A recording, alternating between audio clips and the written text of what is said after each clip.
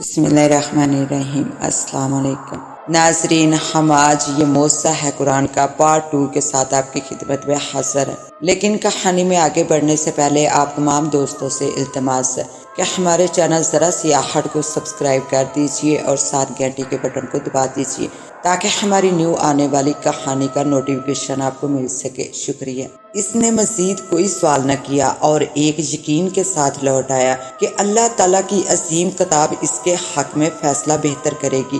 رات کو بابا فخرو کے منصوبے کے مطابق ہم لوگوں نے ایک قبر نما گڑھا کھودا اور اس پر چھت سی بنا ڈالی اور اس پر مٹی ڈال کر بے ڈنگی سی ڈیری بنا دی۔ اس کے ایک طرف اتنا سوراخ رکھا گیا کہ ایک آدمی اس کے اندر داخل ہو سکے۔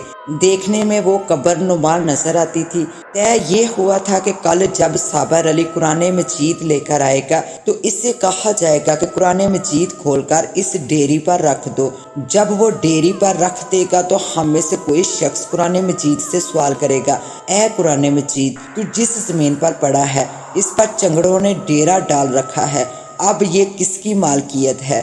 ظاہر ہے قرآن مجید جواب نہیں دے گا، نہ وہ بولے گا، مگر ہمارا وہ آدمی جو قبر کے اندر بیٹھا ہوگا وہ بولے گا کہ اگر تم لوگوں نے فیصلہ مجھ پر چھوڑا ہے تو انصاف یہ ہے کہ اب یہ زمین صابر علی کی نہیں رہی، اب یہ چنگڑوں کی مالکیت ہے۔ صابر علی یہی سمجھے گا کہ قرآن مجید بول رہا ہے اور وہ قرآن مجید کا فیصلہ کیسے رد کرے گا؟ ہم سب کو یہ یقین تھا کہ یہ کامیابی ہماری ہوگی، کیونکہ صابر علی معصوم فطرت اور مذہب پرست ہے۔ صبح صبح ہم لوگوں نے اس قبر کے اندر روٹی پانی اور دیگر کھانے کی اشیاء رکھ دی۔ بابا فخرو نے کہا کہ وہ خود ہی قبر میں بیٹھ کر یہ کام سر انجام دے گا، لہٰذا بابا فخرو قبر میں اتر کر بیٹھ گیا تو ہمارے لوگوں نے ارد گرد سے گھاس اور درختوں کی ٹہنیاں توڑ کر اس ڈیری پر رکھ دی تاکہ اسے دیکھ کر یہ احساس ہو کہ یہ ڈیری عرصہ سے بنی ہوئی ہے۔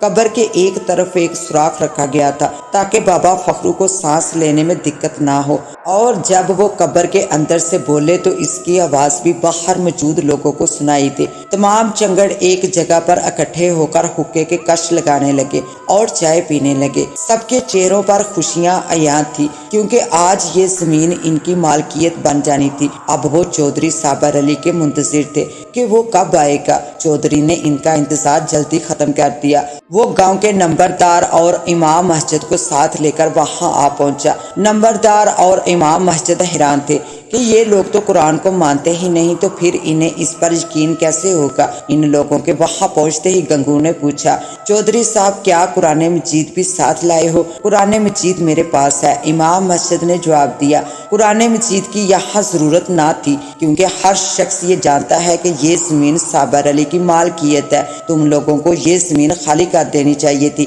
نمبردار نے ان کو سمجھانے کے انداز میں کہا، اپنی زمین بلا کون چھوڑتا ہے؟ ہمارا ایک فرد غصے کے عالم میں بولا۔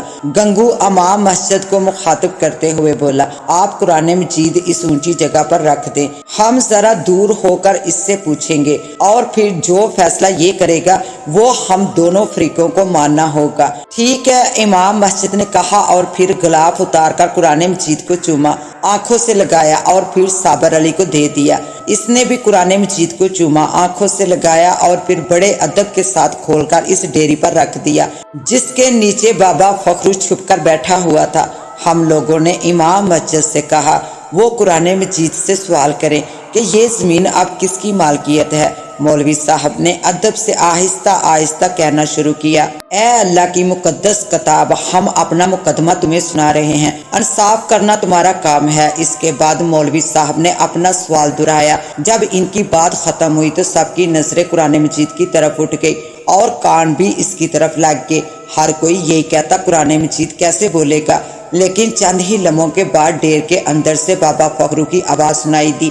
وہ کہہ رہا تھا، اے لوگوں، میں نے تمہارا مقدمہ سنا، کسی کو نقصان پہنچانا اللہ کو سخت ناپسند ہے۔ میں تم لوگوں کو سیدھا راستہ دکھانے کے لیے نازل کیا گیا ہوں۔ میرا فیصلہ یہ ہے کہ یہ 2 ایکڑ زمین جس میں میں اس وقت پڑا ہوا ہوں، یہ زمین اب چنگڑوں کی مالکیت ہے جو 16 برس سے یہاں رہ رہے ہیں۔ اگر تمہیں مجھ پر یقین ہے تو یہ زمین ان کے حوالے کر کے خاموشی سے لوٹ جاؤ، اگر تم نے ان کے ساتھ زبردستی کی تو نہ صرف اس دنیا میں بلکہ آخرت میں بھی سزا کے حقدار ہوں گے۔ سب لوگ خاموش ہو گئے۔ وہ حیران تھے کہ آج تک کسی نے قرآن مجید کو بولتے نہیں سنا تھا، لیکن آج یہ انوکھی بات ہو گئی ہے کہ قرآن مجید بول رہا ہے۔ امام مسجد نے شک کا اظہار کیا تو صابر علی نے منع کر دیا۔ پھر اس نے نمبردار اور امام مسجد کو واپس چلنے کو کہا۔ امام مسجد نے قرآن مجید اٹھایا، اسے چوما اور آنکھوں سے لگایا۔ وہ چند قدم ہی دور گئے ہوں گے کہ انہیں پیچھے ایک ہولناک چیخ سنائی دی جو اس ڈیری کی طرف سے آئی تھی۔ وہ سب پیچھے کی طرف مڑے اور اس ڈیری کے پاس جا پہنچے۔ انہیں ایک بار پھر اس ڈیری کے اندر سے کسی کے کرہانے اور آہذاری کرنے کی آواز سنائی دی۔ وہ حیران ہو کر ڈیری کو غور سے دیکھنے لگے۔ اتنے میں پھر آواز آئی، ہائے میں مر گیا، مجھے بچاؤ، مجھے کوئی چیز کھا رہی ہے۔ یہ بابا فخرو کی آواز تھی جو اس قبر میں اتر کر قرآن مجید بن کر بولا تھا۔ صابر علی نمبردار اور امام مسجد حیران تھے کہ یہ کون ہے اور کس کی آواز ہے۔ چنگڑوں کو تو حقیقت معلوم تھی، وہ حیران ہو رہے تھے کہ بابا فخرو کو کیا ہو گیا ہے۔ قبر میں تو کوئی چیز نہ تھی، پھر وہ کیوں کرہا رہا ہے؟ انہوں نے فخرو کی جان بچانے کے لیے اس ڈیری سے ٹانیاں اور مٹی ہٹانی شروع کر دی۔ جب انہوں نے قبر ننگی کر کے دیکھا تو وہاں کھانے پینے کے برتنوں کے علاوہ کچھ بھی نہ تھا۔ وہ حیران ہو گئے کہ بابا فخرو کہاں غائب ہو گیا ہے۔